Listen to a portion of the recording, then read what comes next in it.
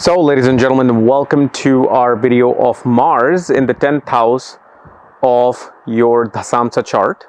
As in, what happens when Mars is in the 10th house of the D10 Dashamsha chart, which is one of the most important charts in Vedic astrology, which represents the obligation to society, also represents the detailed analysis of your work, the career, the work that you do. And it also shows externally who you are. What do people see externally? Kind of like it's the Arudha Lagna of your life. So that's what we're going to discuss today with Mars in the 10th. And as always, if you do not know, if you have this particular position, what sign it's in, what your other astrological details are, including your planets in D10, birth chart, Dashamsha. For that, check out the links here. Check out my full astrological report, including my books, consultations, and link to my academy, Vedic Astrology Academy, where you'll find all my courses, including my uncensored vlogs, KRS vlogs. Okay, so let's discuss Mars in the 10th house. So this is a particular Mars that first of all gets directional strength in a birth chart, 10th house. And what it shows, first of all, that this person will always find the right individuals, right co-workers, right bosses, managers that will help them to find that direct line of sight for their success. These are the people, that become those high executives, high, engineers or executive people who kind of went to that level by the work environment that they were in. Like, you will see this person always say, I have to thank this company that I was working for. I have to thank my mentor at my work. Because of them, I'm here today. And one of the things you will see with this Mars, they will display their willpower. Even though they may not have willpower, you will never be able to tell them, because they will always exert their willpower. Like, I am capable of doing this. Even though internally they know, I can't do this, I'm not going to do it, I am going to fail. Because again, Mars exalted or being in the 10th house, just because it's in Dashamsha doesn't mean that success comes in, because we have to look at the overall calculation of Mars. How is Mars? From your birth chart to Navamsha to Sastyamsha. And then obviously Dashamsha, and we want to see the impact on Mars.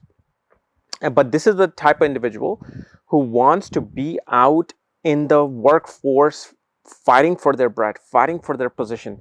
And not in terms of like fighting for their position. They're not the people who'll feel okay by working at home. They're not the people who like to do remote work. They want to go out. They want to interact with the world, because of the fact when this Mars has challenges, only then this person is able to find success. When they're able to have that one-on-one interaction with somebody at work, when they're around other people who are like soldiers. See, people in any company as employees, they're the soldiers. They're the fighters, right? They're all trying to give this company, which is like a country, success in the world. So they're all fighting to get that success, that small little successes, so the company finds a bigger success. This is why they are the type of person who can't just go out there and do things by themselves and fight alone. No, they need a team of people. They need to be around, a team of people. And especially this person becomes very successful in business. When they do business, they know how to take care of the partner, how to take care of all the contracts, negotiations, legalities of work. They're very good at dealing with logic of the work and the semantics of work, because Mars is the lawyer. Mars is out there fighting with the use of law. See, Jupiter is the one who writes the law. Mercury interprets the law.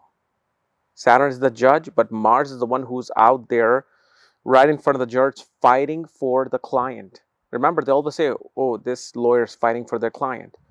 So when they're saying it's fighting for the client, fighting means Mars. This is why lawyers really looked at as Mars. So one thing we see is that they, regardless if they're a lawyer or not, they're always going to be very systematic about dealing with partnerships, about dealing with businesses. Yet one thing you will see with this Mars, they don't pay attention to their health. They become workaholics to where they're sometimes psychologically impacted, mentally impacted, physically impacted, because they feel like, if I don't finish this work, I'm not worthy. kind of, again, like a soldier who feels like, if I don't accomplish and put that flag there, nothing is worth it. Fine, I don't have my arm. Fine, I am bleeding from my spleen and I'm bleeding from my head, but I got to do that. So what happens in that scenario, person don't care for their health. For them, it's about me accomplishing that mission. And also one thing happens is, this is a particular Mars that does bring a lot of disputes and fights within the home. Due to the fact they will only be spending much more time outside than within the home. For them, it's like dealing with the domestic things will irritate their psyche, because their thing is about mission of the work. Because remember, Dashamsha is what the world is seeing. Just like the Aruta Lagna, Dashamsha is what people get to know about you. All your shortcomings or your great successes, your failures is out in the world.